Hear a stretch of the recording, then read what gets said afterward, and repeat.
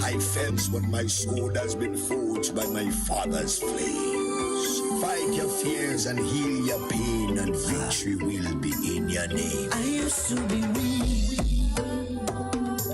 but I'm not weak no more. I found the strength of my ancestors deep down in my African core. I used to be frightened, I'm not afraid no more. The Father blessed me with the heart of a lion and a warrior soul. So no weapon that form against I shall not prevail. And no man that rise against I, that war they shall never win. 'Cause I will conquer, oh I will conquer, yes I will conquer, conquer them. Come on, let's conquer, oh I will conquer, rise up and conquer, conquer them. Tell them no retreat, no surrender. I shall fight till the end of years. I was born as a Makai warrior, and the Almighty God my blade. Fire burn all Satan carrier. Father loose all shackles and chain. This morning first thing as I wake up, King David told Sam to the brain. Don't let your courage go down, keep it up. And if your heart rip up and stitch it up, don't let your faith them fall, pick it up. When my cup was empty, God fill it up. Don't take the devil contract, rip it up. And if your bad mind people, they go meet it up. Pass me the Congo drum and let me beat it up. God on my side, me no give it up. So no weapon that form against I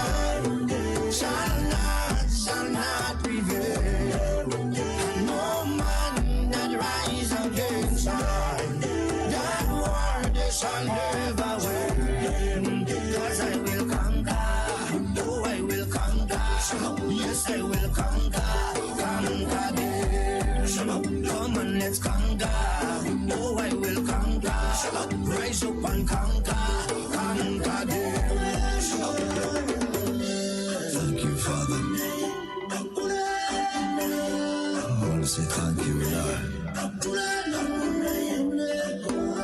You are everything, Father. Thank you. Father, you alone shall guide me. No man shall lead my path. In the wind I hear your quiet whispers, and you heal my broken heart. Even some of my friends turn enemies, and they pray for right to feel. And remember you gave us your only begotten son, but we gave him the wound of life. Send down your warriors with the hello. They carry down to the end of days. No matter how the devil try trick me, unto you my soul I will give. Father, I know this time is coming. I can see the high tide raise. Without you there is no other. Could it be that we decide? No weapon that form against I shall not prevail. And no man that rise against I, that war they shall never win. 'Cause I will conquer, oh I will conquer, yes I will conquer, conquer them. Come on, let's conquer, oh I will conquer, rise up and conquer, conquer them. I am a man, I am a champion, I am a warrior. So who are you to tell me that I cannot make? Who are you to tell me that I am not the greatest thing that God ever created? Good morning, Grenada, Carriacou, and PT Martinique. You're listening to Hard Talk Grenada. A very special good morning to those of you joining us on the various radio stations, 97.5 CitysoundFM, 89.5 CRFM, 91.9 and 91.5 RealFM Radio, 92.9 Cicero Radio broadcasting from Hillsborough, Carriacou, and of course 94.9 We Noise Radio out there in Brooklyn, New York. A very special good morning to those of you joining us on the live video stream, whether you're on Facebook, YouTube, or on Instagram. We are very happy to have you this morning. It is a beautiful Thursday morning in the Spice Isle of Grenada, and with me in studio this morning, I have two very special guests that I know that you guys are eager and ready to hear from. And they represent the National Water and Sewage Authority, NAWASA. And we have with us Mr. Alan Neptune, who is the Manager of Production and Quality, and Miss Jamila Lewis, Communications Supervisor. Good morning, guys. Good morning. Good morning. And it's Mr. Neptune. It's your first time here. Yes, it is. It's not your first time on radio, though. No, of course not. Okay, I don't want. I don't want to. I realize you're a little shy, so I want to make you as comfortable as possible. And of course, Jamila is family. Good morning, Jamila. Good morning, Duncan, and good morning to all your listeners on the radio stations, as well as those in the diaspora that I know are usually locked on. So good morning from the NAWASA family. Absolutely. And we are absolutely happy to have you. I know people are ready and eager to call with questions, but we will get to the questions in a matter of time. But this morning we want to touch on something very important, and I thought it was necessary that we discuss it, considering what is happening in our neighboring island of St. Vincent with the eruption of the Lassa Frere volcano, and of course its effect or its trickle-down effect on us here in Grenada with the flow of ash in the atmosphere and what that could mean for us as a country, and can it really jeopardize our water supply, and at what point do we become worried? Because we are people who tend to just, before we hear something, as soon as we hear it, we don't know what the magnitude is, what the gravity is of the situation. We don't wait for it to be analyzed or for the heads to meet. We just feel like we need a response right away, and we have to always understand that there is a process and a procedure for everything, and if we follow the process and we follow the procedure, life gonna be a lot easier for us, life gonna be a lot easier for us. So, Mr. Neptune, I guess this question goes to you. Because you are Manager of Quality and Production. On Sunday, it was Sunday, right? Yes. Right. It was Sunday when we noticed that Grenada had overnight received some of the ash from the volcano in St. Vincent, and almost immediately persons were concerned. There was a lot of information flowing, whether factual or not, it was flowing about what was happening with our water system, whether we should drink the water or not, whether it was compromised or not. So can you speak a little bit about that aspect of it and what took place in that situation? Okay, Ms. Duncan, thank you for the opportunity to delve into this pertinent issue, which, after all, I wonder if it's an issue as the public would make it. As I can tell you, there is no reason for the public to be unduly concerned about drinking the water we provide. Number one, let me explain. We have different sources of our water. We have groundwater, we have surface water. And of course, we were by and large bombarded with a thin layer of ash. And there is nothing, in fact, in our monitoring, there are certain biomarkers we have, there are certain things we observed in our entire treatment system that we observe, and they give us a good clue as to whether or not our water is safe. And of course, we have stepped up effort. Not that we suspect anything would have changed with our quality, whether chemically or biologically, but as an extra precaution, we stepped up our vigilance so that perchance something goes wrong, we'll catch it in time. But needful to say that with the quantity, and maybe I should establish a little disclaimer in that we do not have the exact chemical composition of the ash that would have fell on us from St. Vincent. Mm-hmm. But in terms of quantity, in terms of physical characteristics of our water, which is most times what we observe with ash downfall or the downfall of ash from a volcano, we have not seen any change in the physical chemical characteristic, meaning things like, say, take for example, the pH of a water, the acidity of a water. There have been no change in as far as that is concerned, and therefore we could allay the fears of people that we continue our water, all the sources, whether it's from a spring, whether it's from a slow sand filter, whether it's from a rapid gravity filter, whether it's from a groundwater source. None of our system, we can say thus far, been impacted negatively from, I'll call it a relatively small fall of ash on a tri state. Okay. Now, generally, and I want to be very careful because I know this is a question that would be asked in some person's head. Do we have a system, a composition chart, if I'm phrasing it correctly, of what to expect in cases like this?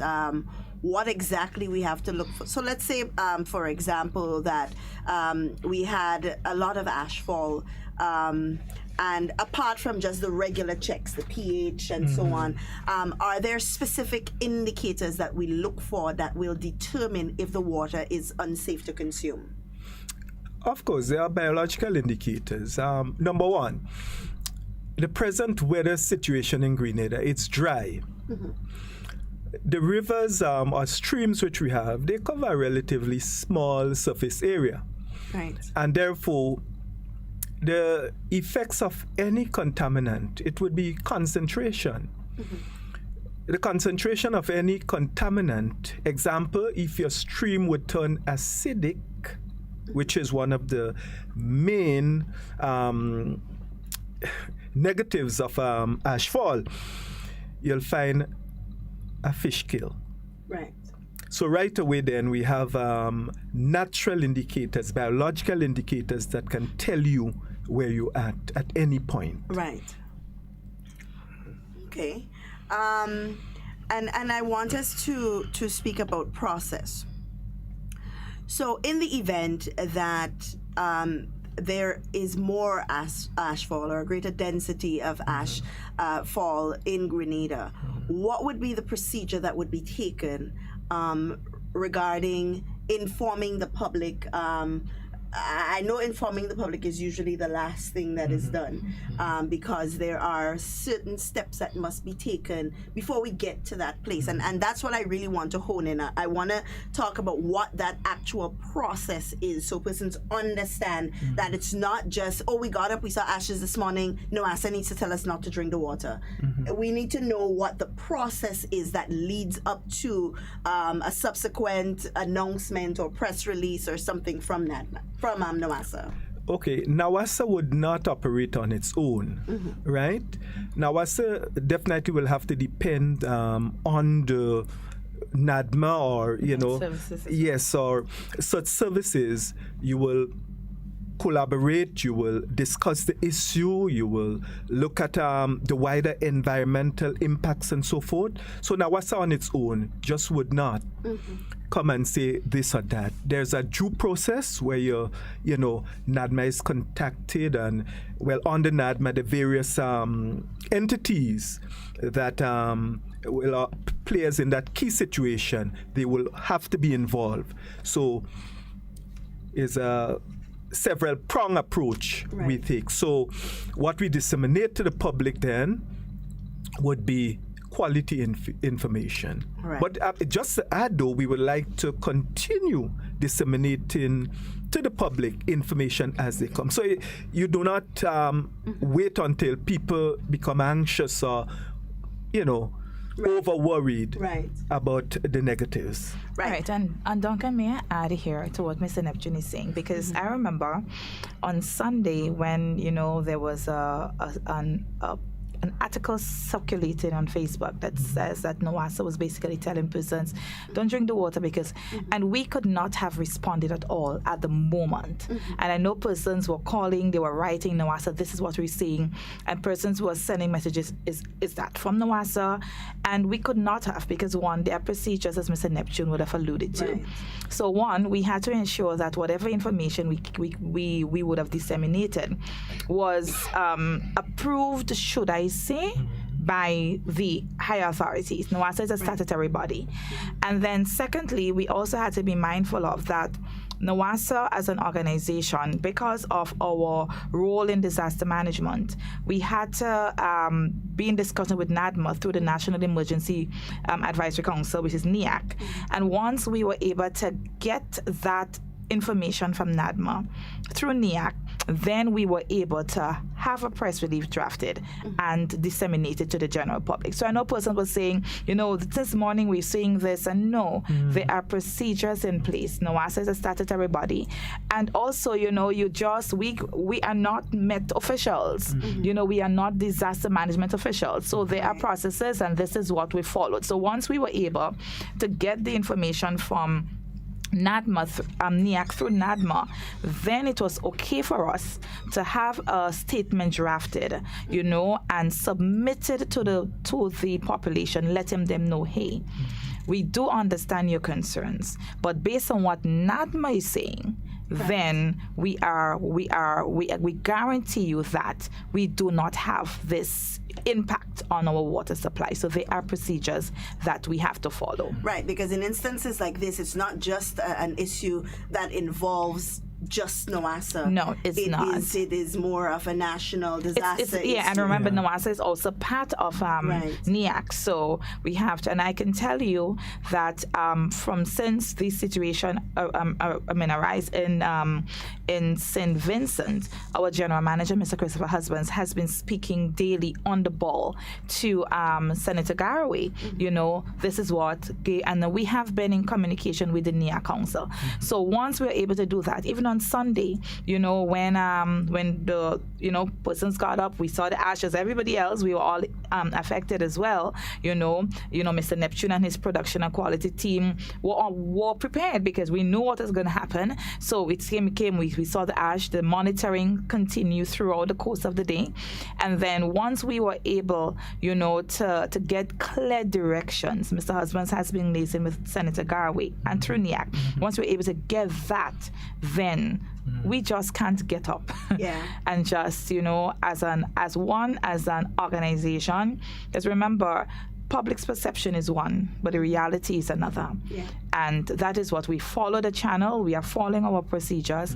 And once we are happy that our procedures are followed, then we disseminate. And of course, procedures are put in place for a reason. A reason, yes. You don't want to just say something and then afterwards it's proven that, okay, this is not exactly what we've said before. So you have to go and retract, and then there's all this red tape and all of that. So procedures are there for a reason. And that's why it's important that we implore upon people to be patient, especially in these situations. I know a lot of people were very, very, some excited, some afraid, some concerned, because we've never really experienced anything like that. And even though it's in a really, really, really, really small quantity, persons were still concerned. And being mindful too, we do understand, because remember, even in St. Vincent, they had to shut off the entire water network. Right. So we do understand, so that is why when we saw, the minute we realized what was happening as an organization, we started to take measures. So that's where production and quality came in. Mr. Neptune had to liaise with these guys. Okay, we have plant operators, we're monitoring. Right. So as fast as we are monitoring, we are aware, but then we are waiting, because NADMA has to tell us, one, is it Sahara dust? Because remember also there was this Sahara dust in the atmosphere. Right. So is it a matter of, while it may look to us as ash, is it Sahara dust, or is it a combination of both? So once we are able to get that information, then we know, hey, what? We have to step up our monitoring, because we are not just dealing with Sahara dust. Right. We are dealing with ash coming in from a volcano, and especially when our sister utility in the region has shut down their water supply. Right. So that is what happened, and we are very grateful for that level of communication and that level of collaboration that we have with NIAC, NADMA, the Med Services, etc. So it guided how we went about the dissemination of information on Sunday, and that is what will continue, and that's what we want persons to know. So let us say tomorrow morning you get up and you're going to see ash again, you're going to see the same procedure. Right. However, as what we stated in our press release, persons need to be prepared. So don't just wait for NAWASA to tell you, okay, well, we have to shut down our water network because of these areas of concern. How do you prepare? And Duncan, I know you always hear me, you say as a broken record. Yeah. Storage, So you have your storage, make sure they are covered, don't expose it. Yeah. So all of this. So as I said, even if we get more ashfall today, tomorrow, next week, there's increased volume, the procedures, continue. We can't just get up and just speak to an issue. We have to be guided by the higher authorities. I absolutely agree with that, and I think it's important for us to understand that. Now, moving away from the ashfall, because we are still looking at the situation, as you said, monitoring, and we are not sure exactly what density of ashfall we would receive here in Grenada at any given time, because it is all dependent on how the wind blows, basically. How the wind blows. So we are always consistently checking and monitoring. But what would you advise people to do in the interim? So let's say, for example, right now as we are speaking to people, what would you tell them to do so that one morning we get up and realize that we've gotten a big plume of ash that we didn't really expect or cater for? What would your advice be to persons? Mr. Neptune, you want to take that? Well, yeah, we'll both. Of course, number one, there's the whole idea which Jamila just alluded to, storage, having adequate storage. And in fact, we'll advise persons, beyond the 3 days, you can go beyond. Yes. For safety. So always be in a state of readiness as far as that is concerned. Not only storage, but looking at the way you store it. Yes. Clean containers. Make sure there's a proper seal on it. Of course, don't forget too that not only for your consumption, your pets, your other critical issues, make sure store, as Jamila she says on every program. And let's talk about storage, because we need to always keep honing in the aspect of storage. Oh no, I saw you tell me to save 3 days worth of water. 3 days pass and I don't have no water. What should I do? Let us pound in what NAWASA always says in terms of storage. At least. At minimum. At minimum. So the least you can have is 3 days.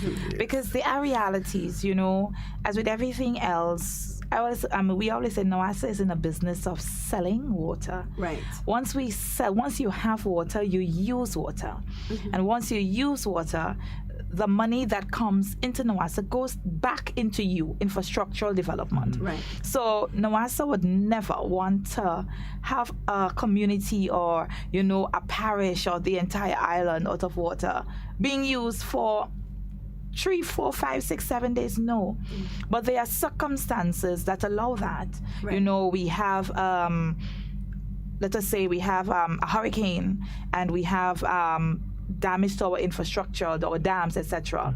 Obviously, there would not be water supply readily available to use within the required time period that you would want, And then let us say, for example, we have a network damage that the team goes out, they try to repair it, but it becomes an issue because remember, you try to repair and then you realize there is more to what meets the eye. Right. So these are the realities that we work with. So NAWASA is never in the business of just saying, oh, well, you know what, we just get up this morning and decide we're shutting off. No. And especially now, Duncan, when we are in the dry season. Right. And I want persons to be mindful of that. Because while we are very observant about St. Vincent and the Grenadines, let us be observant that we are not getting rains. Right. And Mr. Neptune can speak to the levels that come at his water treatment facilities daily. Every day, we do continuous monitoring. So every day, Mr. Neptune, myself, the entire management team, we get a report from our plant operators which lets us know, hey, these are the levels that we see emanating from this particular plant. And this is what guides how we go forward.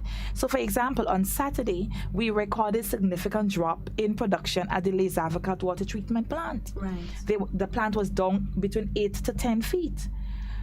8 to 10 feet down, you have limited supplies being produced for dissemination to the general public in the quantity that they would require.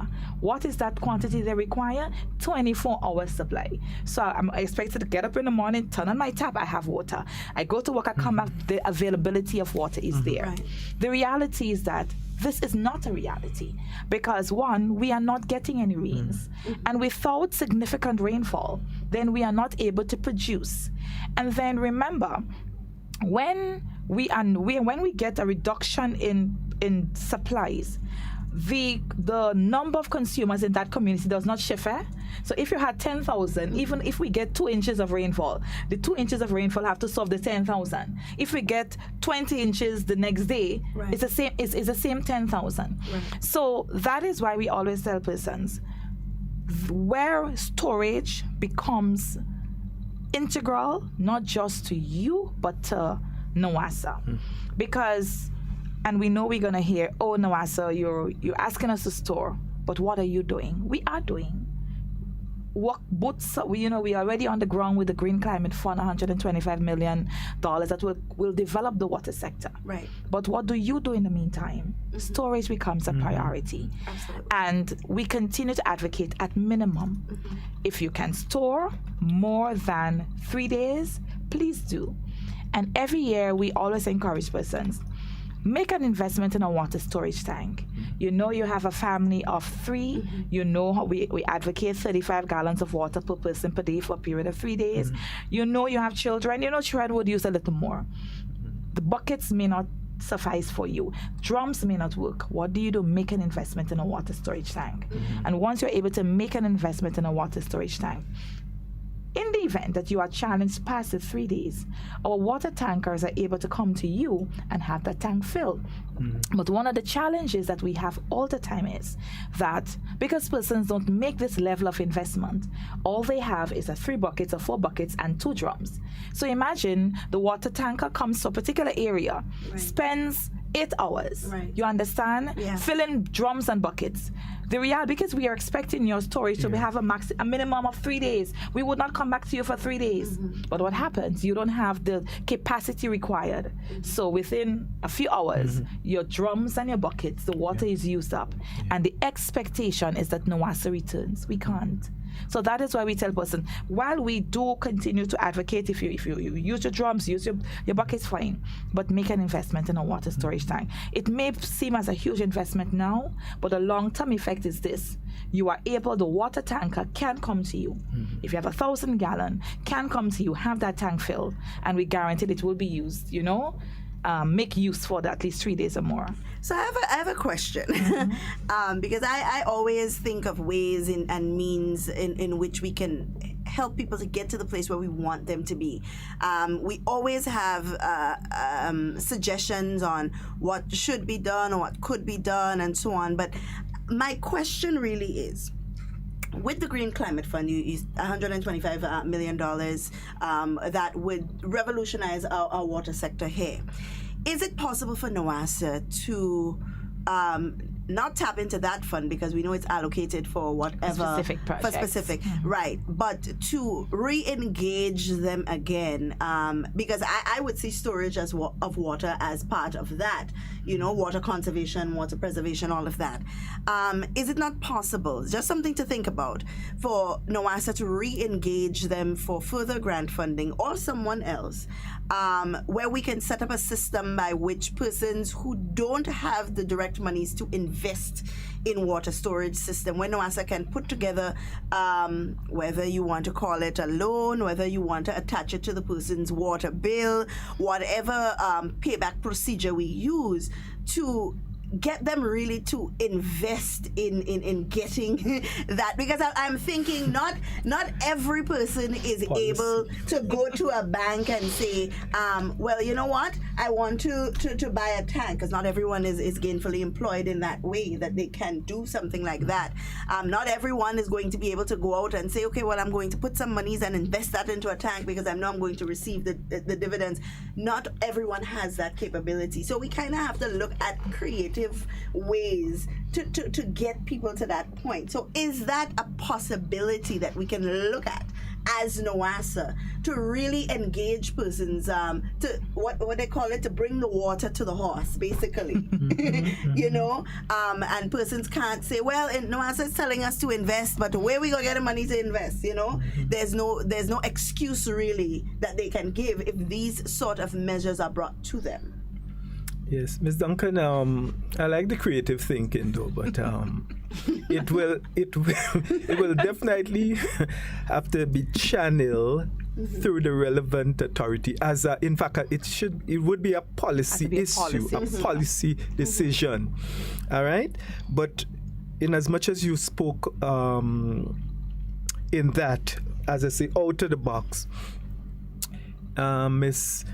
Louis just alluded to the fact that under the GCF, we are looking at increasing raw water storage, and that will be a very significant part of that project. Right. I mean, the general public for years cried out, how do I say, they really levied blame against NAWASA for inadequate storage, but most time the public speak of treated water storage, but NAWASA is going beyond that. Raw water. There's a need for raw water storage. You can store it in greater quantity, and therefore chances of it becoming stale per se would be reduced. So that would be one of the hallmarks of the project, in that we'll increase the raw water storage,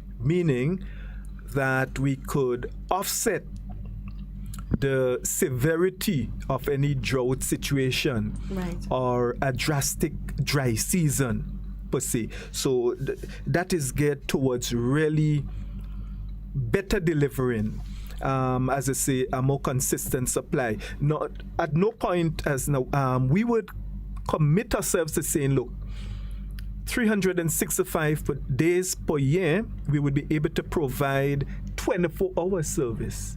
You know, we have not that power to determine that. Right. But definitely, if, for example, you may be out of water, say, have a terrible time, say a month or 2 months, we can reduce that to half.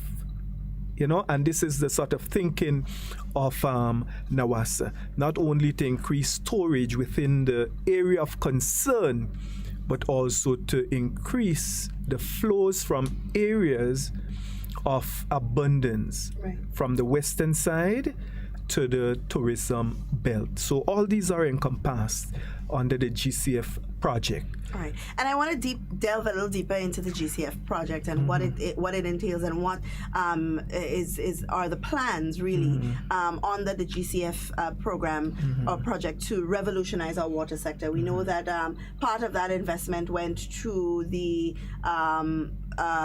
building of a headquarters for NAWASA, which you guys have never had. No. Well, that's what we keep hearing, and I want it to be.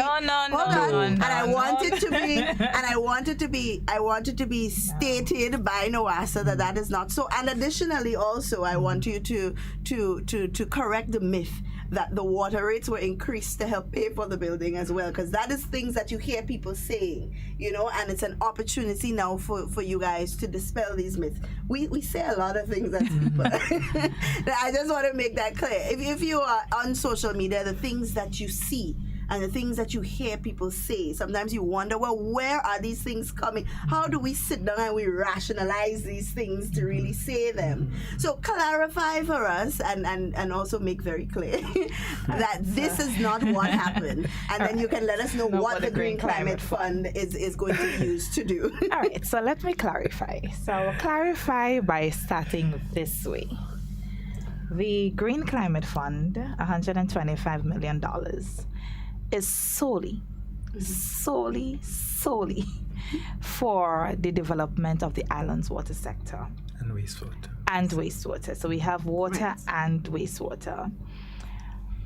In 2016, actually it's 2015 going to 2016, NAWASA put together a proposal for this project.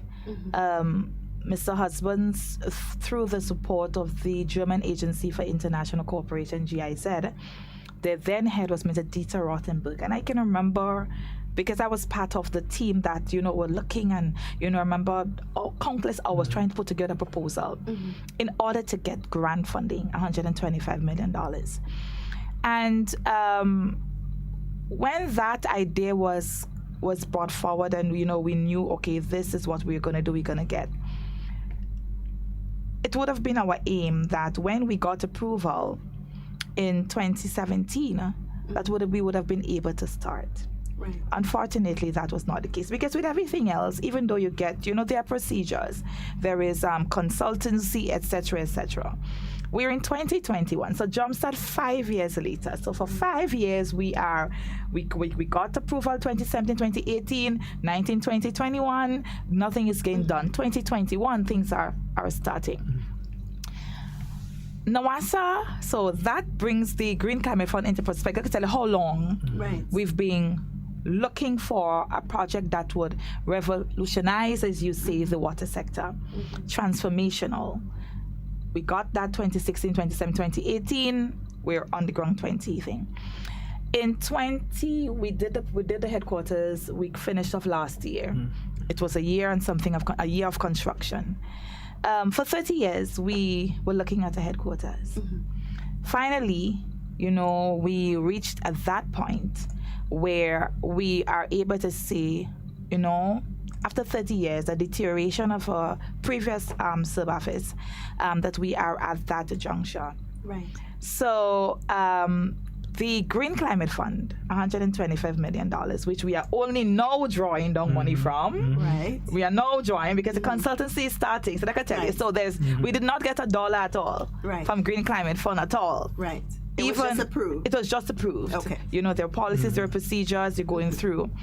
And we would have, through a loan from the National Insurance Scheme, been able to construct our corporate headquarters. So there is no link at all to $125 million. Money is being used at all for the construction of a new corporate headquarters in Lucas Street. Right, and I'm glad that was clarified. No link. I feel like I'm going to make a clip out of this and I'm going to circulate, because you hear all kinds of things. You hear all kinds of statements. People just waking up with these ideas. I don't know where they're coming from. I have to say waking up with them, because I don't know where they're getting this information from, and they just wake up with these ideas that this is what is done. And then there are the bold statements where people just assume that because something has happened, it's correlated to something that NAWASA has previously done. So there was the chatter about the increase in the water rates, and that being a source of funds for the building of the NAWASA complex. And I'm glad that you were able to clarify that NAWASA, that was not even the case. Not even the case. So it's good when we can clarify these myths and so on. But tell us what plans, because you said the consultation has started for the work to be done. What areas exactly, apart from the raw water storage, are we looking at, especially that is in dire need here in our country, to use or to use that funding for? All right, Okay. so you want me Go to ahead. detail it? Yes. Right, so the $125 million is the single largest investment in the island's water sector, and it will certainly see significant upgrades to certain systems throughout the island, with the total budget financed as follows. The Green Climate Fund, $105 million, which is grant funding. The government of Germany, EC 7.5 million, grant funding as well. And the government of Grenada and NAWASA would be giving $12.5 million in kind and also in cash. Okay.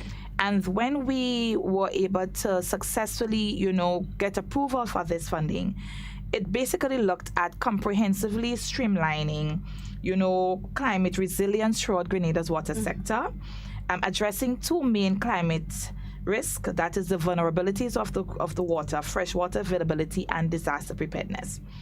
Overall, we will see the replacement of a number of aged infrastructure with improvements in water quality and quantity. And I'm going to just highlight the areas that will be touched on. A new groundwater program, redrilling and rehabilitation of existing wells, new dam and storage tank at Les Avocat. And Les Avocat is one of our troubled system. That's where we actually back to valve regulation now. That's usually the first system that is valve regulated every dry season. We're also going to have a new dam, raw water storage reservoir, and treated water storage tank at PTA Tank. This also is another troubled system. New storage tank and transmission lines from Mirabel. New storage tank in Ahoma. In Montrouge as well, we're going to have a new storage tank considering the south of the island, the tourism belt. Line replacement from Tivoli to the entire town of Grenville. A new storage tank for Chantilly Vendome water system. Storage tank in Mount Morris, and the installation of new pipelines from Vendome to the storage tank in Mount Morris. New storage tank in Dr. Bell and associated pipeline from the health center to Dr. Bell in Guave. New storage tank and associated pipelines in Mount Craven, St. Patrick. New storage tank and associated pipeline in Digo Peace in St. Mark, and that's for the fountain water system, and a new storage tank and transmission line for the Tufton Hall water system. So overall, we can say that we are touching all the parishes, as well. Carriacou and Peter Martinique is not being left out of the mix as well. Just now you would see work on the piping network, from 6 roads in Carriacou. You're going to see all of this on the ground. We recently submitted things at tenders, and we would have received some proposals, so it is being reviewed, and we should see work on the ground in Carriacou and Petit Martinique as well. So the Green Climate Fund is doing a lot for Grenada, Carriacou, and Petit Martinique. Overall, it's giving NAWASA the opportunity to minimize the complaints, as Mr. Neptune alluded to earlier, of what persons, have been. Everybody wants a 24-hour supply. Right. You understand? Everybody wants to get up with clean, potable water. You don't want to turn on your tap and get turbid water. You understand? But because of our age distribution network, because of our age systems, Mr. Neptune can tell you some of these storage tanks are built over 50 years ago. Wow. And 50 years ago, you build those systems, and you would may have 1,000 persons in that area. You have now over 10,000, 15,000. But the storage tank has the same capability. You understand? So the Green Climate Fund makes, work a lot easier for NAWASA, and in the long run, it improves water quality and reliability for our consumers. Mr. Neptune, anything you want to add? Yes, well said. Also, there's the aspect of the Jeff Cruz as well, which will deal with other components, and so in that there'll be wastewater studies and so forth put in train, and so it will be comprehensive. When you look at the climate resilience and so forth, consultants been looking squarely at how we could get something from the wastewater too. 2/3 of the water you use,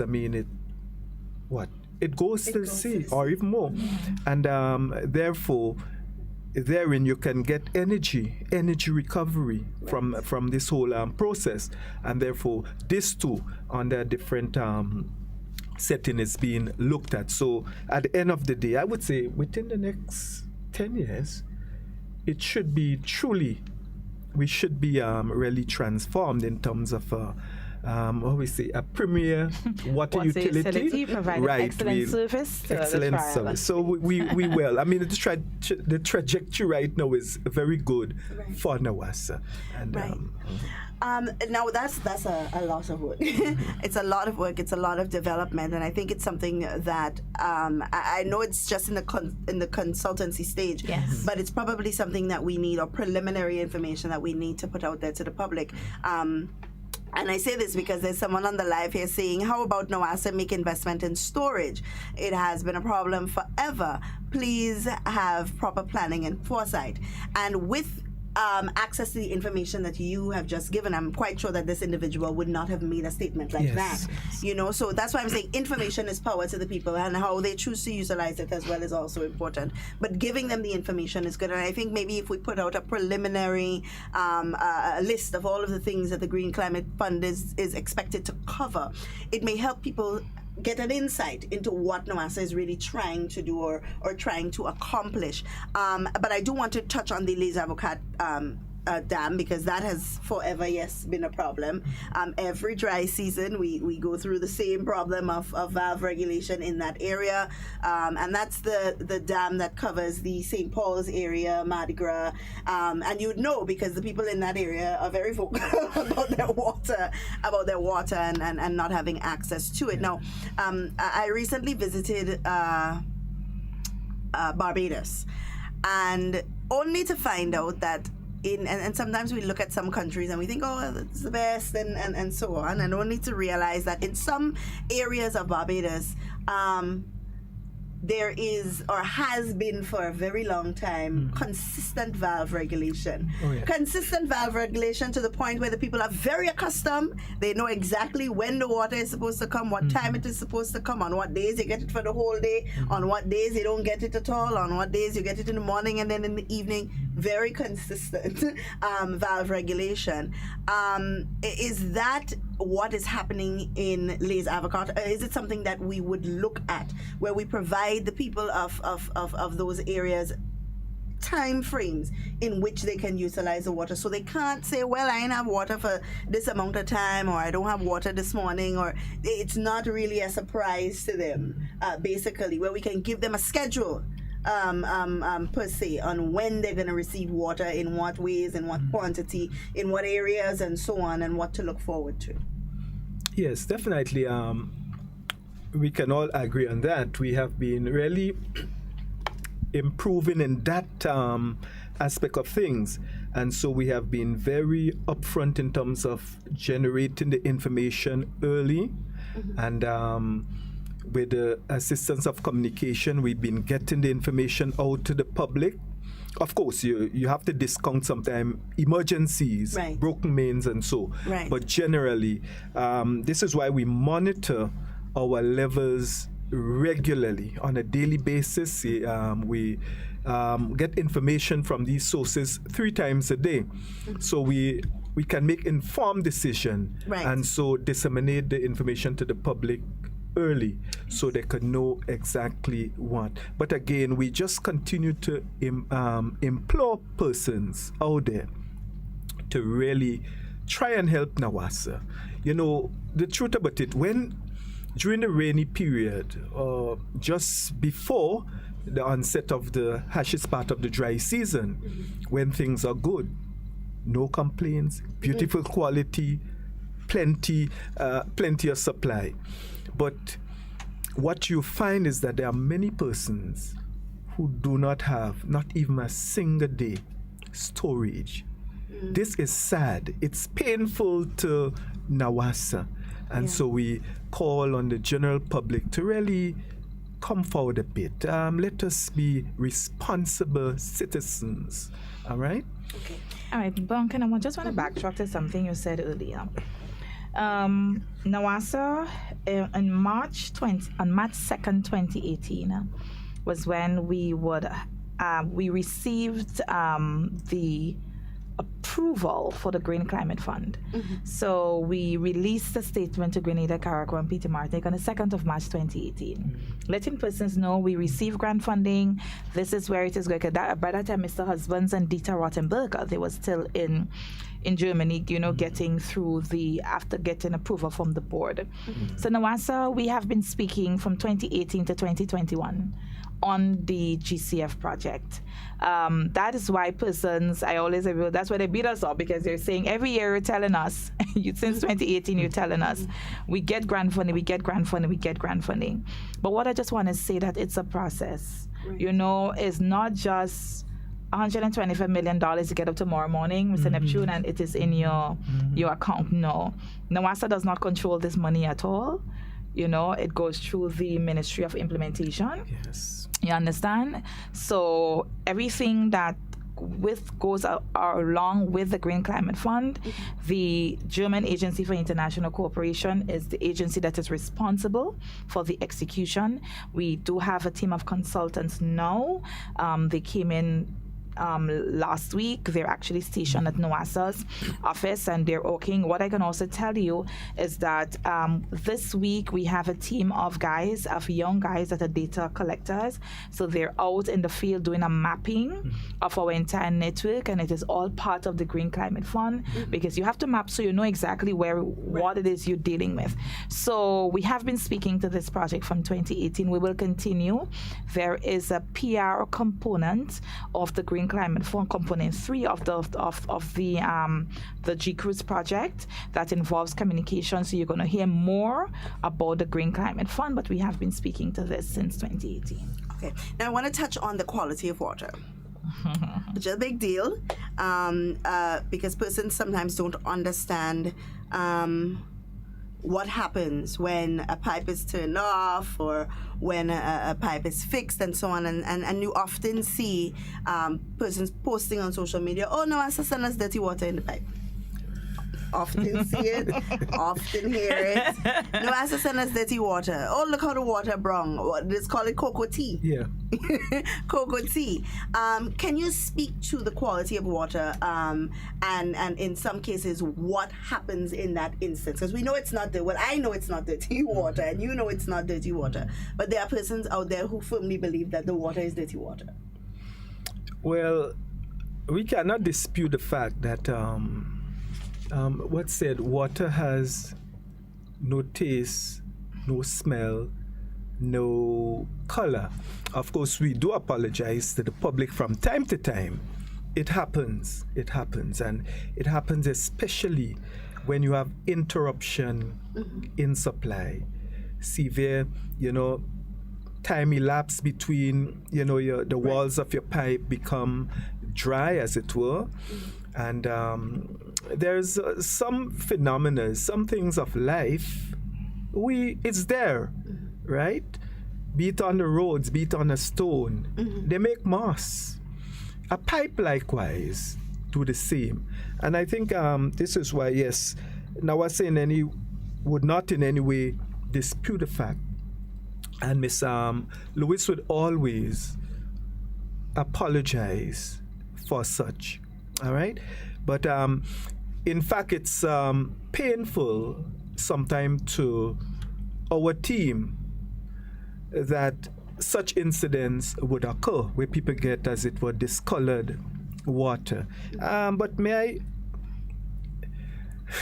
allay the fears that despite sometimes discolored, yes, the water still possesses the attribute. In fact, it's not a case where there's deadly chemicals in it that could cause death or things like that, right?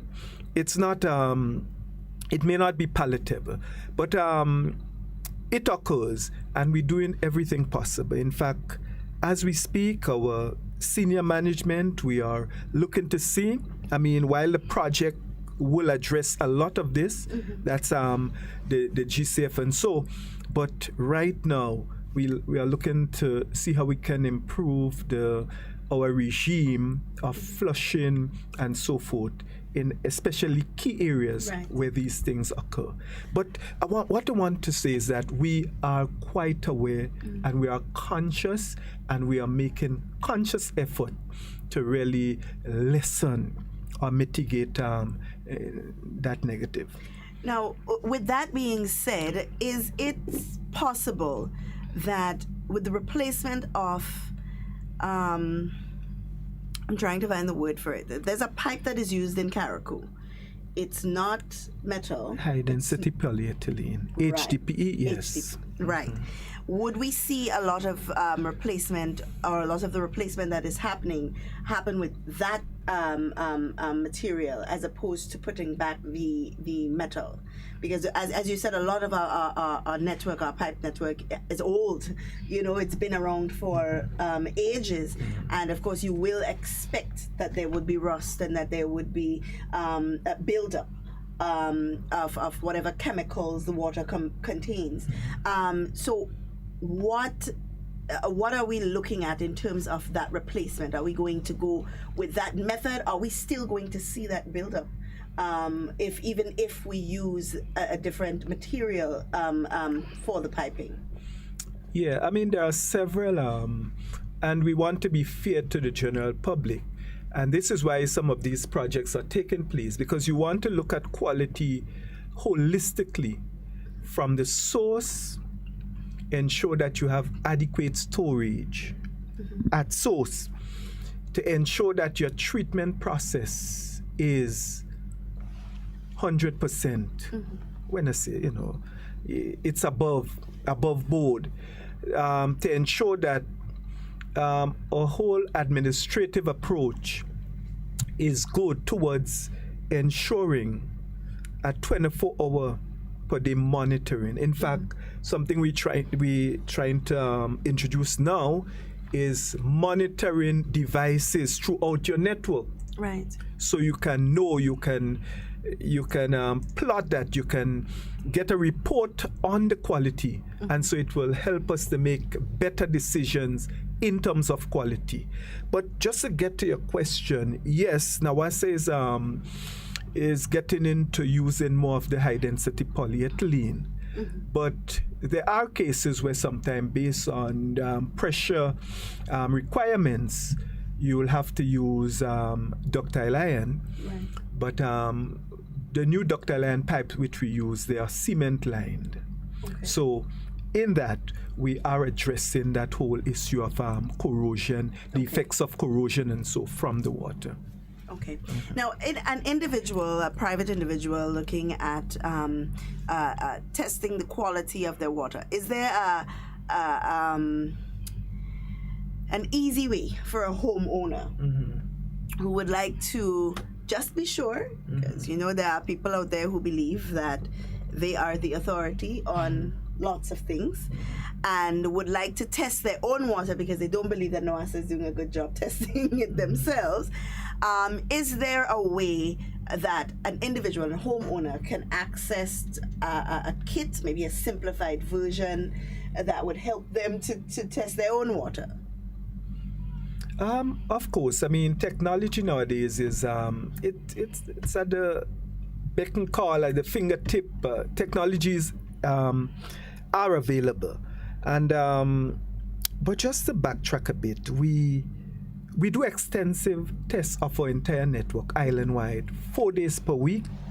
We cover all our sources, all our distribution network, and therefore we also, the public, they can inquire about the quality of water they're getting. They can call in and they can get information in terms of the water they are getting.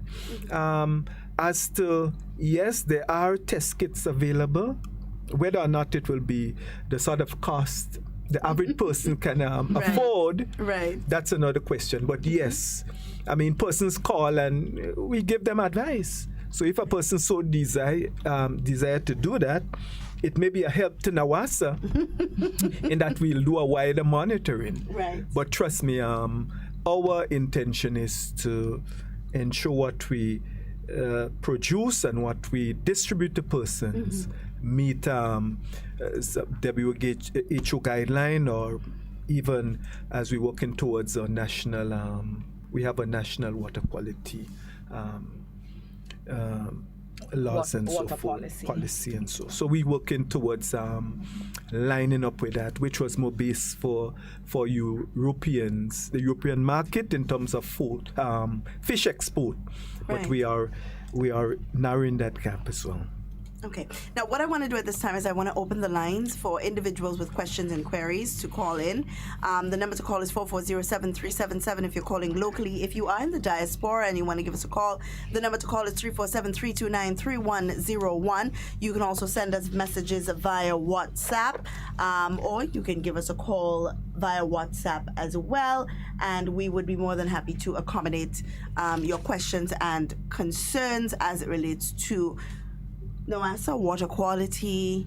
If you have a question about the pipes in your area, whatever it may be, just give us a call. Now, recently NAWASA did some work on some dams, expansions, and cleaning up. Could you give us a synopsis, a report on how that is going, or what difference it has made to the area that was improved? Okay, I think the only area we, through collaboration with tourism, that would have been the lake, right? The overgrowth, I'll call it. Work started on that through the assistance of the same GIZ, and so a piece of equipment was purchased, and a significant part of the overgrowth, that is the vegetation that was really just infringing on the dam as it was spreading and taking up vital space, which where you should have water stored, right? A significant portion was done, and there's just a hole up for now, but in the near future they would restart and do a complete work. Definitely it would have increased the waters available, right? As you know, if you have a space, a cup, you put 2 stones in it, you put a piece of wood, it occupies space, useful volume. So this is the whole idea behind the lake. And just to let the general public know, lakes die, and this is why it's so very important to rejuvenate or remove the biological agents that will eventually decompose, and so it will enrich the water, and so eventually it will die. The water will get less and less and less. So from time to time, we need this human intervention to really keep that important storage going. A storage, may I just be careful in saying this. Extra storage we would have created by lifting, as it were, the outflow of the dam. So what was done, it was lifted by about 6 feet or so. So 6 feet by the acreage of the lake. It gives by and large about 60 million gallons raw water storage. So this is what we take, but we do not interfere with the general level of the lake. Per se. All right, we have a call on the line. Hello, good morning. Good morning, Ms. Duncan and NAWASA guests. Morning. Listen, the question I have is, if you have a property, you rent it to someone, they place the water bill on their name, they eventually ended up owing NAWASA and vacate the residence. Now the next person that comes in there, do they have the obligation to pay for the person who was there before? All right. You want to listen online for it, or you have another question? That's the only question. All right. So I'll allow Jamila to answer. Thank you. So if a landlord chooses to have a tenant on his property, NAWASA would not put the account in the name of the tenant. the account will always be the landlord if the landlord chooses to have the account in care of the tenant. But it is the understanding that it's the landlord's responsibility to ensure that his tenants pays the water bill. So if, for example, a tenant vacates that premise and the landlord desires to have that property rented out and he is going to have a new tenant, it is the landlord's responsibility. NAWASA would not have any dealings with the new tenant coming in because the name on the account is directed to the landlord. So it's the landlord's responsibility to ensure that the outstanding arrears are cleared before his tenant, the new tenant, comes in. So that is why we always encourage landlords, and we've seen it a lot these days, that if there is a tenant vacating their premises, they would call and say, okay, the tenant is leaving today. Can I get how much you believe that person would owe? So we ask them for meter reading, and then we are able to do the calculation, and we'll be able to tell. So it is a landlord's responsibility, not NAWASA's responsibility, to ensure that you collect the tenant that is on your property pays, because at the end of the day, when the service is disconnected, it has nothing to do with the tenant. It's the name. And if NAWASA, if the account is outstanding and there's no payment and we take the matter to court, we're not taking the tenant to court, but we're taking the landlord, because the landlord would have given the tenant authorization to be on the property. Okay. We have another call on the line. Hello, good morning. Hello? Hello, good morning. Seems like we lost him. He's gonna try calling back. Guys, remember the number to call is 440-7377 if you are calling locally. If you are in the diaspora and you want to give us a call, it's 347-329-3101. On another program, maybe, Jamila, we'd have another discussion surrounding the increase in the water rates, and really give a breakdown, because there are a lot of people who still don't understand how it's applied, and how you apply it to your bill, and No what problem. happens in that area. We have a caller on the line. Hello, good morning. Yeah, good morning. Okay, how things? Hi, everything is fine. Yeah, I think they mentioned some stories for Dr. Bell. How soon that will be commission? All right, so the Dr. Bell is all part of the Green Climate Fund. As we say now, consultancy work is being undertaken. So once we are able to see physical manifestation of work on the ground, you will know, because we'll be speaking to what will be happening in Dr. Bell. Well, a long time I hear about Dr. Bell. Well, exactly. That's why I said earlier, remember, when we conceptualized the project 2015-2016, we got approval in 2018. So it's a 2-year time span. You conceptualize, you submit, you got approval in 2018. And while the approval was done in 2018, they are the consultancy, there's the background, whatever we need to get done. This project is a 6-year project. So it's not just 1 year, it's 6 years. So we are hoping that by the end of this year, we'll be able to see physical manifestation of work. While right now we do have the guys on the ground doing the data. The last 6 years, that come on stream. Yes, it will come on stream, man. It will come on stream. Last year to be sent that right last year. Pardon me? All right. You know, sometimes it's good to explain these things, because there are people who believe that once you hear about something, it's because it's close to being done, you know, and we expect to see it. But like I always say, we have to get ourselves accustomed and in the frame of mind to understand that there are processes and procedures that must be followed. It's not the way we just get up in the morning and we decide, okay, this is what we're going to do, and we just do it. It doesn't work like that. And then two persons also have to understand that it doesn't take a week or 2 weeks to construct a dam. I think I heard Mr. Husband said on a previous program, it's about 2 years. Right. You understand? Right. So while, you know, persons may, we're saying, yeah, the money is available, but the actual work, it would not be something that's why we say it's a 6-year project. So at the completion of the 6th year, all these areas that we would have mentioned will be addressed under the 125 million grant funding from the Green Climate Fund.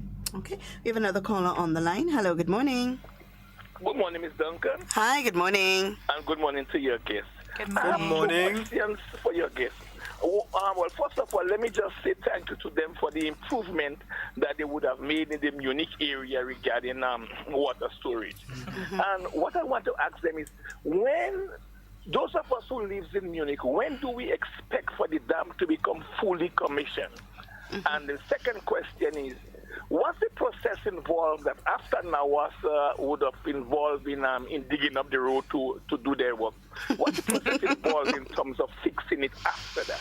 Thank you. All right, thank you. All right, so I'll address the road reinstatement, and Mr. Neptune can talk in details of what is Munich project. Right, so NAWASA does not have a road reinstatement aspect of our operations in terms of the surfacing. So what happens, we have a private contractor, which is Grenada Pavement.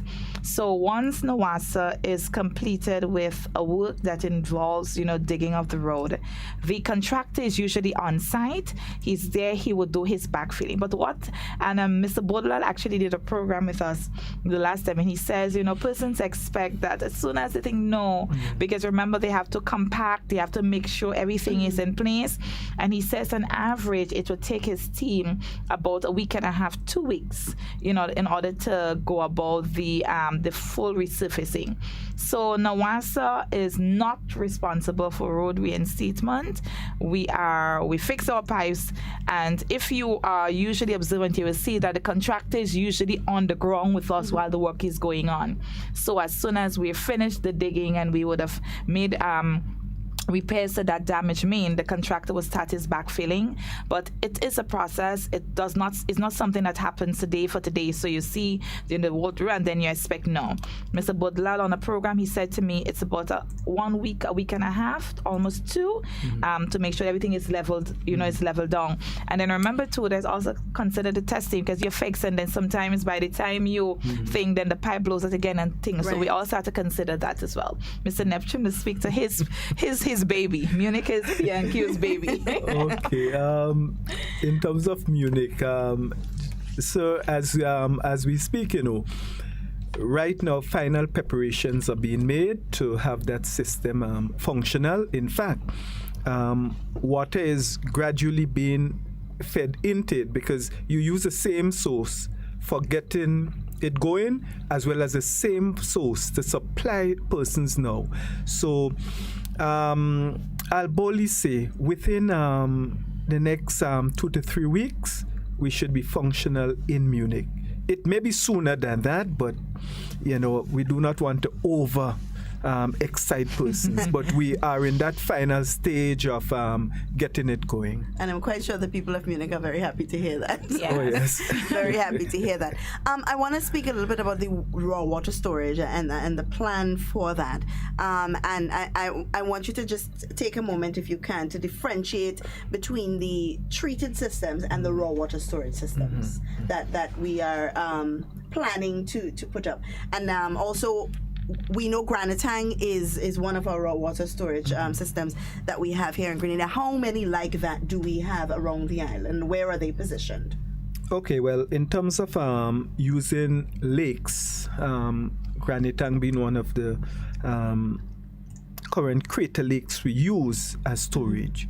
But as we think of other storage, we are thinking of using what we call raw water reservoirs, where we construct these walls across the river, and based on its height and width and so. And based on the GCF project, we will be doing one of that in Pitietang, where we'll be actually linking 2 tributaries quite significantly. So you can increase your storage by several millions of gallons, maybe in excess of 10 million gallons beyond. As it is now, the storage we have, we really do not call it a storage. Maybe just a day's supply, right? But we want to go beyond that. Right. A month, 2 months, so at least. You depend on your base flow, of course. There are 2 things about storage, where while you increase your storage, it gives you some, you really strengthen yourself against inadvertent problems or so. Dry season is one.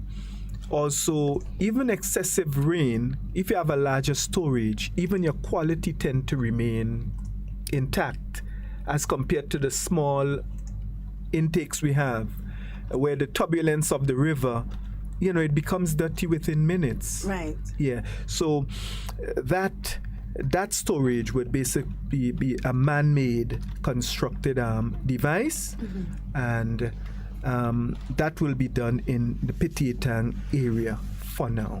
For now, okay. So we're only looking at one additional. Yes. And apart from the lakes, do we have any other dams that are just specific to raw water storage? Yes, there are several. Apart from the springs, we have spring supply where we take the water from as it flows from the ground. We put a protected box, and so from there you disinfect and it's straight to the customer. We have dams such as Annandale, where it's a large man-made construction where you retain water. It's like a reservoir too, but for raw water storage. You have them in the northern part, Peggy Swim, right through the island. There are several. I do not have the figure right now, but I'm sure we have close to 25 Raw water? Yeah, raw water storage dams. It's about 29. 29, okay, look, overall. All right. Do you have any other solid points, maybe something that we would have missed that you want to share with the general public? I just want to remind persons that we are in the dry season. Currently, the Les Avocats water system is back under valve regulation, effective last Monday. So persons would have their water supply interrupted from 9 at night to 5 in the morning. Give and take, persons should see a complete restoration of supply within the 1 hour to 2 hours after the system is reopened. So we want persons in the St. Paul's, Mount Airy, those areas to be mindful of that. And valve regulation is necessary, especially when you have a shortfall in production, as what we're having now from the Les Avocats. And what we want to tell persons is that, someone made a comment today, it was, and I laughed. They said, why am I being valve regulated? And I said to the person, when you have water, that means somebody else does not have. And when they have, you don't, because valve regulation gives equity in distributions. That's the idea behind a regulation, is for equity. Right. Because it's unfair to have St. Paul's get water every day, and then you have Monjaloo getting water once. So we do the equity in distribution, and hence the reason for valve regulation. But we also want to remind persons that outside of valve regulation, we can never overemphasize the need for storage.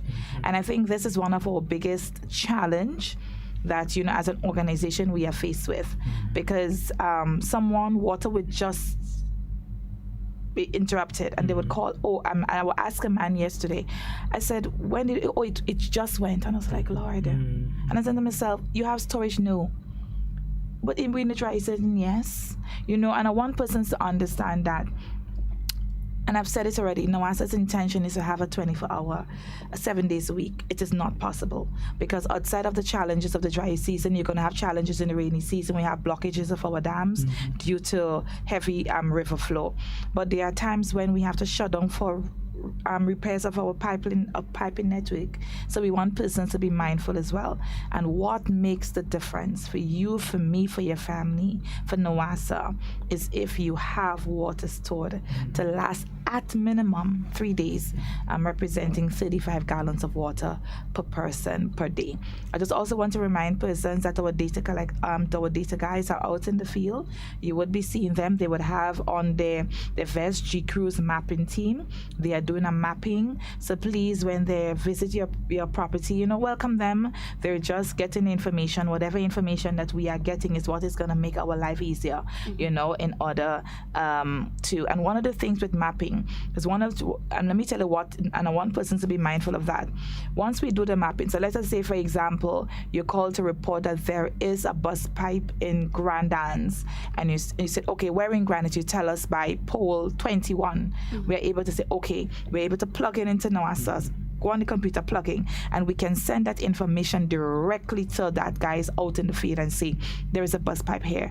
But what happens sometimes, they call and they give us the information, and we still having to run around to try to figure out where exactly they are speaking about. So the mapping would help us, you know, to be able to be more on the ball in terms of where we are able to have quicker a response timeline, you know, to network repairs. But for us, for NAWASA, especially now that we are in the dry season, you know, storage. There is a question on the live video. Good morning, NAWASA. My bill is always late in the mail. What number can I call to get my bill balance? All right, so NAWASA has a number of options available for persons. We have our WhatsApp, where you can WhatsApp 459-6064, and an officer will be able to provide you with your bill balance. We also have, we have two WhatsApp accounts. So we have 459-6064 and 405. Let me just get this one. Yeah. This one just slipped me off my head a little while ago. 5245. And then we also have the emergency line, which is 292 or 4350715. So you can also get that information on the emergency line as well. And then, of course, you know, we're trying to let persons to use those means, because I know sometimes you try to get the offices and you are challenged, because I always say someone, when you're calling, we have 40,000 customers in Grenada. And if 40,000 customers decide to call on Monday, imagine you have your lines trying to, so use those options. You can also reach out to us on social media. We have our Facebook account, our Twitter, and our Instagram account, and we are able to provide you with that information as well. So there are numerous options available. Okay, that leads me to my last question, and it has to do, of course, with dealing with the pandemic. We have we've really been through a lot in terms of changes in how we do business. With the quarantines and lockdowns and so on, it has really challenged people, but more so businesses, in terms of collecting their revenue and so on. When will we see NAWASA going online, where we can just go in and pay our bills online and everything would be nice and dandy? All right. So when we did a rate increase in March of 2020, one of the things that we would have looked with the rate increase is how we can improve our customer experience. And unfortunately, our current system, which we use, does not allow us this capability whereby we are able to let persons, you know, just go in and make payments. So we are going to have a new customer information system. Hopefully by next year, we're looking to go into that. So with this new customer information system, we will be able to give you and everything to the general public. So you'll be able to stay in the comfort of your home. I can plug in my account number. I can get my bill balance, and then I will be able to make a payment towards my water bill. So it is coming, but the reason why it is not yet here is because our current customer information system does not have this capability at the moment. But of course, we are grateful for the banking institution, the financial institutions that accept payments on our behalf. We have Corp Bank, First Caribbean Bank. We also have the credit unions that accept payments, and we are very grateful for their support. But within the next year and a half, we should be able to have a new customer information system that would make this a reality. All right. This individual is asking, good morning, Ms. Duncan and NAWASA guests. I joined live late, but does NAWASA have any plans to increase its storage island-wide anytime soon? Yes. Yes, they do. What I would suggest, because we are winding down, is that you, as soon as the interview is over, it will be reposted on social media, so you can go back and look at all of the areas that were outlined, because it's quite a bit of areas in terms of increasing the storage and distribution of water island-wide, and that falls under the GCF fund. So, guys, any closing words or remarks that you have for the general public? Yes, just to lay people that NAWASA continues to be committed to ensuring the product we provide is of the best quality. And bear with us with current intervention, new projects and so on. we are even making it a better experience for all Grenadians. And when we speak of that, we speak to Carriacou and Petit Martinique as well. All right, so my closing remark is one, I just want to advise persons. I know that persons have noticed that our office on Lucas Street is opened and we have our staff members there, but we are not yet accepting bill payments. So we've had a few persons, visit that office. Our Carriacou sub-office remains, as well as Grenville and Grove, and we do have the other financial institutions that accept payments on our Half-Western Union, etc. So at the moment, our Lucas Street sub-office, our Lucas Street headquarters, we are not yet processing the payments. One, we want to ensure that everything is in place. We don't want you to come and then the system break down and you say, oh, you have a new building and your system is breaking down. So right now we are just making sure that all processes, we check in, we're doing our check, we dotting our I's and crossing our T's. So when we officially, accept our first customer, it is because our system is functional. We also just want to remind persons that, of course, the mapping guys are outside. Please provide support. It helps you, it helps us, it helps Grenada, Carriacou, and Petit Martinique. And finally, please, storage. We are in the dry season. We're not getting rains. Make storage a priority. NAWASA remains committed to meeting the needs of all of our customers, and we thank our consumers, for understanding this and for supporting our efforts in this regard. All right. Well, it was a pleasure having you again, Jamila, and we thank you so much for taking the time to come out and speak with us, Mr. Neptune. We hope to see you again very soon.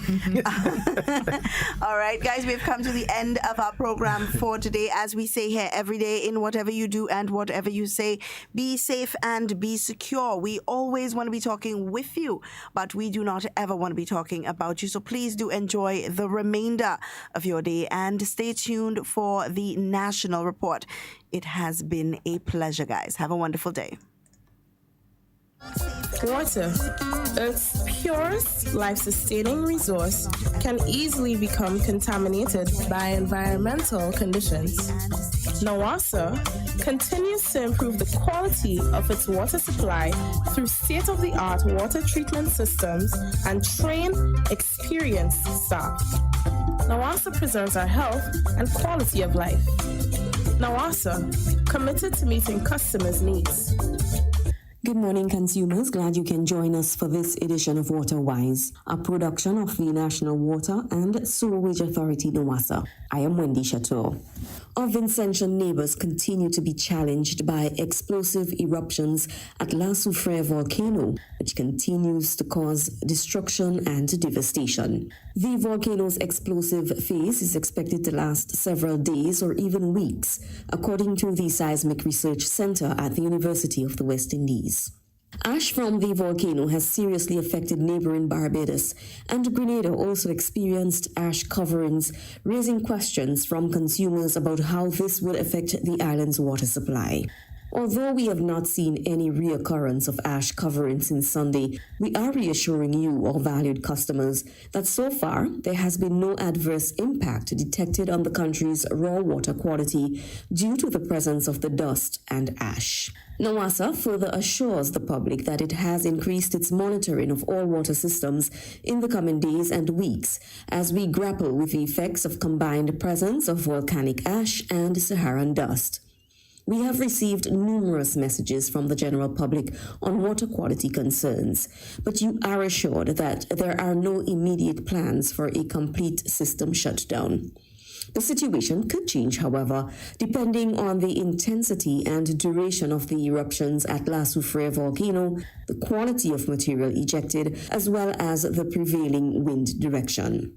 NAWASA encourages the general public to use this opportunity to ensure they have 3 days on-site water storage available for use and assures that if the circumstances change, the general public will be advised immediately.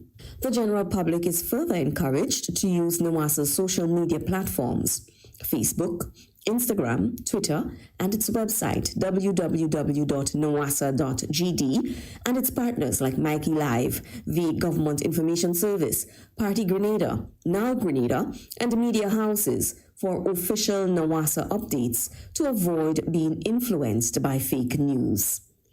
Meanwhile, NAWASA's management has been in communication with the management team at the Central Water and Sewage Authority and stands ready to provide human and material support as requested.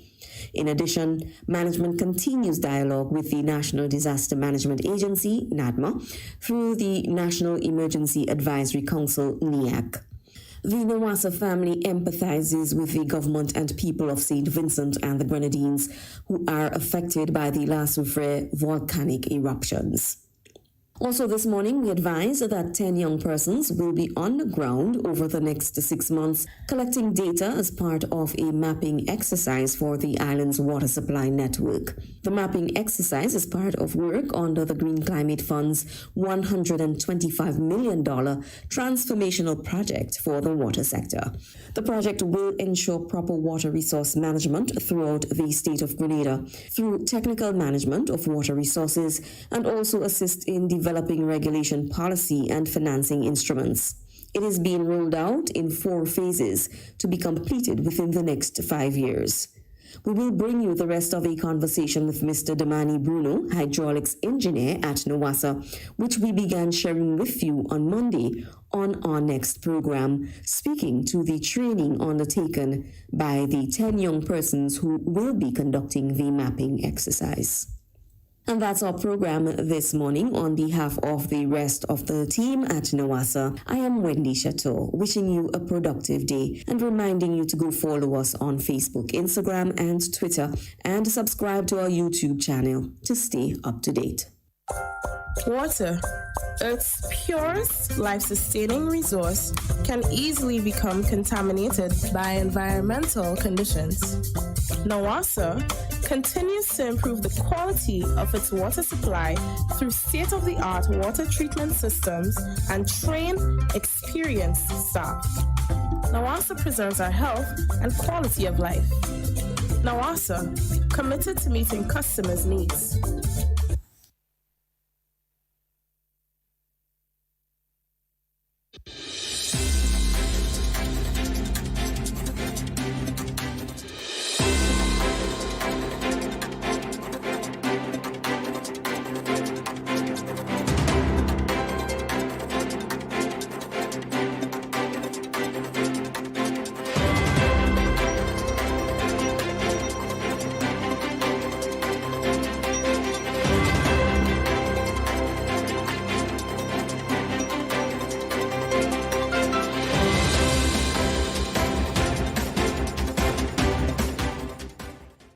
Grenada government to provide $1 million in support to St. Vincent and the Grenadines. We'll have the details to this story and more in the National Report.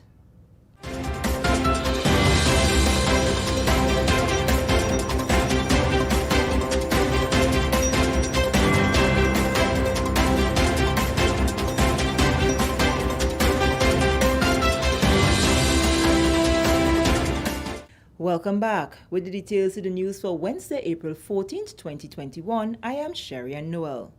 The government of Grenada will provide $1 million in support for the government and people of St. Vincent and the Grenadines to help deal with the impact of the explosive eruptions at the La Soufrière volcano.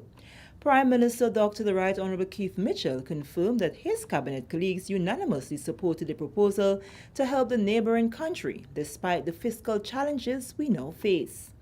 Grenada initially pledged to accept hundreds of Vincentian evacuees if they opted for relocation, and immediately began making arrangements to do so in collaboration with the St. George's University. However, at an emergency meeting of the Organization of Eastern Caribbean States OECS Authority this week, Vincentian Prime Minister Dr. Ralph Gonsalves advised his colleagues of a general reluctance among Vincentians to relocate to other countries, and in some cases to even evacuate the high-risk areas. It is against this backdrop that countries have now started looking at alternative means of providing support for the government and people of St. Vincent. Dr. Mitchell said, and I quote, "This is a time of serious crisis, and our hearts go out to our brothers and sisters in St. Vincent and the Grenadines. We have not lost sight of the fact that we are in the middle of a global pandemic that has affected all economies, but when a crisis of this nature occurs and your brothers and sisters are in trouble, we simply have to extend a helping hand, unquote. The La Soufre volcano has experienced several explosive eruptions since last Friday, and with ongoing uncertainty over how long the situation could continue, Vincentians must be prepared for the long haul. Dr. Mitchell said this is an even more reason to help because the situation is still unfolding, and its true extent may not be known for some time. Also, the fact that the community spread of COVID-19 has been confirmed in St. Vincent further compounds the situation. The Prime Minister said government's cash donation will be in addition to all other emergency humanitarian relief that is being coordinated by the National Disaster Management Agency, NADMA. The first shipment of supplies left Grenada on Sunday afternoon, arriving in neighboring country just hours later.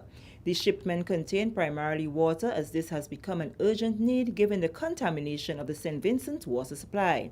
But it also included non-perishable foods, hygiene products, baby products, and adult care items.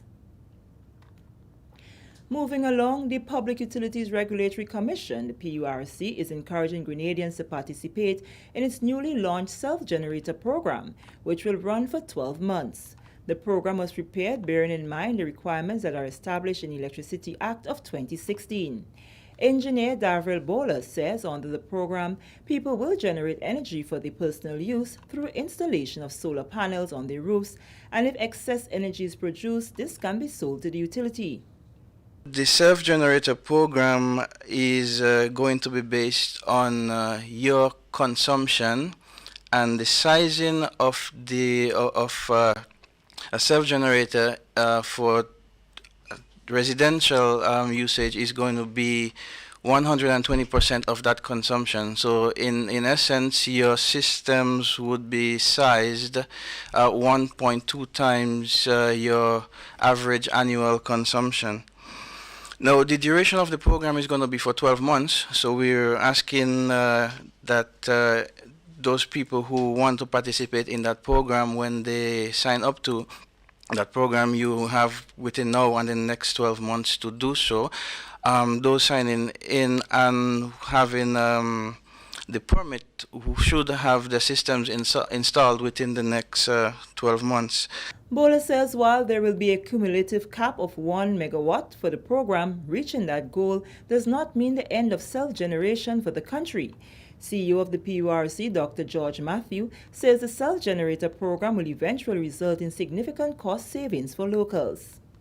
Key to that concept is that you're going to be reducing instantaneously your bill. Your electricity bill would now be reduced because assuming that you're using 5 kilowatt hours in a day and you generate 2 every day from your solar panels, you now no longer have to pay for the 2. It is in that investment cost that you would have put to put the panels on your roof. So that enabling environment to get our everyday Grenadian, the normal persons, everyone from all and sundry to be able to be a part of the sector. Then we have this wider arching perspective in which Grenadians who also want to be investors in the sector, in which you now want to get a return on your capital that you would have put down. So you want to install a larger size system, and with that larger size system, then you can get your appropriate return on your investment as mandated by that investment that you give. Under the arrangement, Grenlec will be the network license, which will buy the energy that comes from the self-generators and independent power producers, which can in turn sell to consumers. Grenlec would not be disadvantaged in any way, and the regulatory mechanisms that we have in place would ensure that Grenlec is not disadvantaged. As a key utility within the sector, we're going to have what is referred to as competition for the market, in which we would capture lower prices for the electricity that's injected into the system that consumers would buy. And over time, we're going to shift to a place where we have more renewables and a lower cost, sustainable cost for electricity being injected into the system. The PURC will launch small-scale independent power producer IPP on May 12th.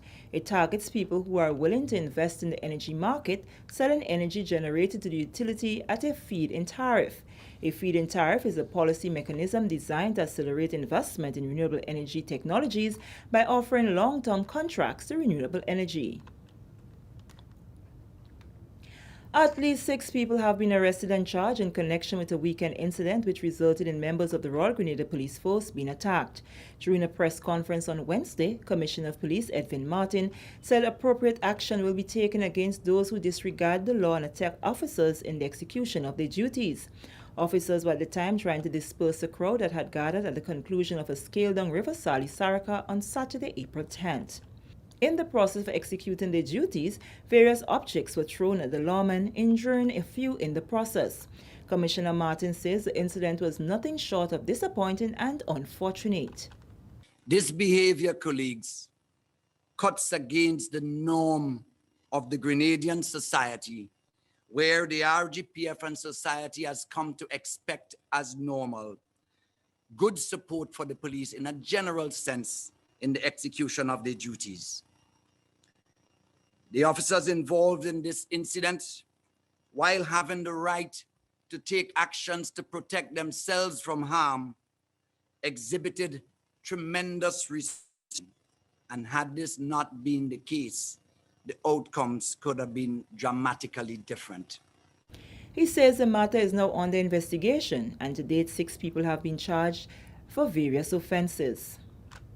This is not the culmination of the investigation of this matter. However, becoming growingly concerned of what seems to be an emergent trend of recalcitrance, resistance, and non-compliance to police officers in the execution of their duties. And in this context, I want to appeal to members of the public to assist the police officers in the execution of their duties. We do not get everything right, and we do make mistakes, but there is a legitimate means of following through if you think the police has erred in any particular way. But the blatant and outright attack on police officers and disregard for the authority to enforce the law, as indicated by Mr. Cohen, is unacceptable, against our culture and normal practice, and we need to stem this trend. This is the National Report. More news after the break.